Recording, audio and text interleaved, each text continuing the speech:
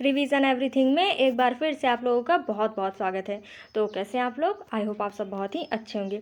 देखिए, आज की इस वीडियो में हम लोग मौर्य प्रशासन के बारे में देखने वाले हैं। तो चलिए शुरू करते हैं।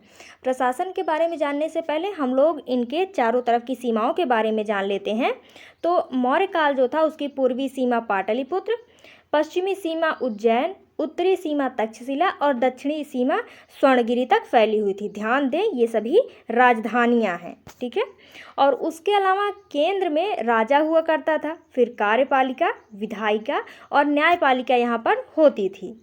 मौर्य काल में पहली बार ऐतिहासिक रूप से राजनैतिक एकता स्थापित होती है, यानी इसके पहले जो और क्षेत्र हुआ करते थे वो छोटे छोटे क्षेत्रों में बटे हुए थे, लेकिन मौर्य काल में पहली बार राजनैतिक रूप से सभी संगठित हुए थे।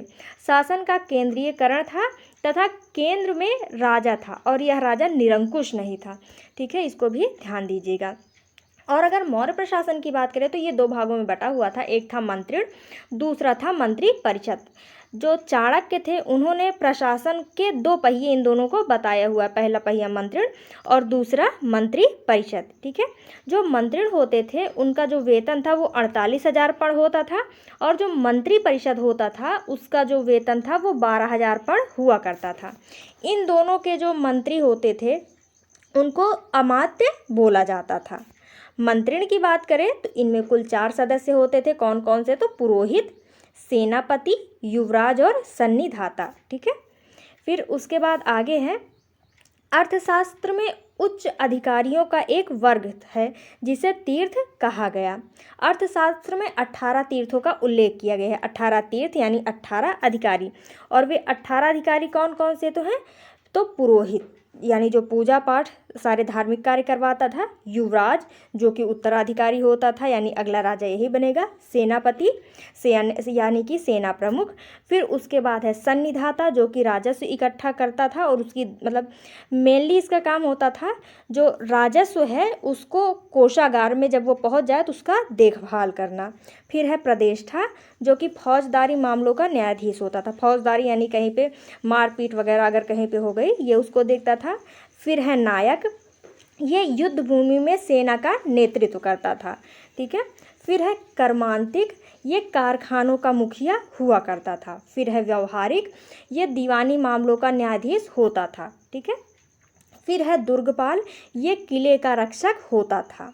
फिर है नागरक, जो नगर का अधिकारी होता था उसे नागरक कहा जाता था। फिर है आटविक, आटविक जंगल का अधिकारी होता था। आटविक माने वैसे भी जंगल ही होता है ना। फिर है दंडपाल, ये पुलिस विभाग का अधिकारी होता था। आगे ही लिखा हुआ है दंड तो पुलिस ही देगी, है ना। फिर है अंतपाल, ये सीमा की देख रेख करता था। यहाँ पे आप इसको याद रख सकते हैं अंत। तो देश का अंत कहाँ होगा? तो देश की सीमाओं पर। तो देश की सीमा का देखभाल कौन करेगा? तो अंतपाल। फिर है प्रशस्त, ये सरकारी दस्तावेजों की देखरेख करता था। आपने सुना होगा ना प्रशस्ति पत्र, तो इस हिसाब से आप इसको याद रख सकते हैं कि जो सरकारी दस्तावेज है ये उसकी देखरेख करता था। फिर है मंत्री परिषद अध्यक्ष, ये मंत्री परिषद का अध्यक्ष होता था। आप यहाँ पे शब्दों को तोड़ेंगे तो मंत्री पद अध्यक्ष ये वैसे ही समझ में आ जा रहा है। फिर है अंतर्वेशिक, ये अंगरक्षक होता था। उसके अलावा अंतःपुर का भी रक्षक होता था, यानी कि जो महल होता था उसके अंदर की जो व्यवस्था होती थी रक्षा करने की वो यही करता था। फिर है दौहारिक, ये महल की देखरेख करता था। फिर है समाहर्ता, ये राजस्व इकट्ठा करता था। इसके पहले जो सन्निधाता था वो राजस्व कोषागार में पहुंचने के बाद उसका ध्यान देता था, जबकि जो समाहर्ता था ये हर जगह से राजस्व इकट्ठा करता था। और अगर ध्यान दें तो इनकी संख्या कितनी थी? तो जो तीर्थ थे उनकी संख्या 18 थी। फिर उनके नीचे महामात्य होते थे, फिर विभागाध्यक्ष होते थे और कुल 27 विभाग और उनके विभागाध्यक्ष थे। और फिर इनके नीचे अमात्य होते थे, यानी कि सबसे बड़े तीर्थ, फिर महामात्य, फिर विभागाध्यक्ष और उसके बाद अमात्य। और अगर विभागाध्यक्ष की बात करें जिनकी संख्या यहाँ पे 27 है, तो इसमें सबसे पहले है सीताध्यक्ष जो कि राजकीय भूमि के अधिकारी होते थे। फिर है पौतवाध्यक्ष जो कि माप तौल के अधिकारी होते थे। पन्याध्यक्ष वाणिज्य व्यापार संभालते थे। रूपाध्यक्ष मुद्रा विभाग का अध्यक्ष होते थे। फिर है अकराध्यक्ष जो कि खनन विभाग का अधिकारी होता था। संस्थाध्यक्ष सड़क निर्माण का अधिकारी, लक्षणाध्यक्ष सिक्का ढलाई का जो कारखाना होता था ये उसके अध्यक्ष होते थे। देवता अध्यक्ष धार्मिक मामलों की देखरेख करते थे। गणिका अध्यक्ष जो वैश्या होती थी उनकी रख रखाव के लिए ये नियुक्त होते थे। फिर उसके बाद है नवाध्यक्ष, ये नौसेना के अध्यक्ष होते थे। फिर है मुद्रा अध्यक्ष, ये पासपोर्ट वाला जो डिपार्टमेंट होता था कि कौन आएगा कौन जाएगा ये उसको देखा करते थे। फिर है विविता अध्यक्ष, ये चारागाहों की देखभाल किया करते थे, क्योंकि उस समय पे कृषि, पशुपालन और व्यापार ये कुछ मुख्य चीज़ें हुआ करती थी, तो इसीलिए चारागाहों की देखभाल के लिए भी एक अलग से मंत्री नियुक्त किया गया था या अधिकारी नियुक्त किया गया था।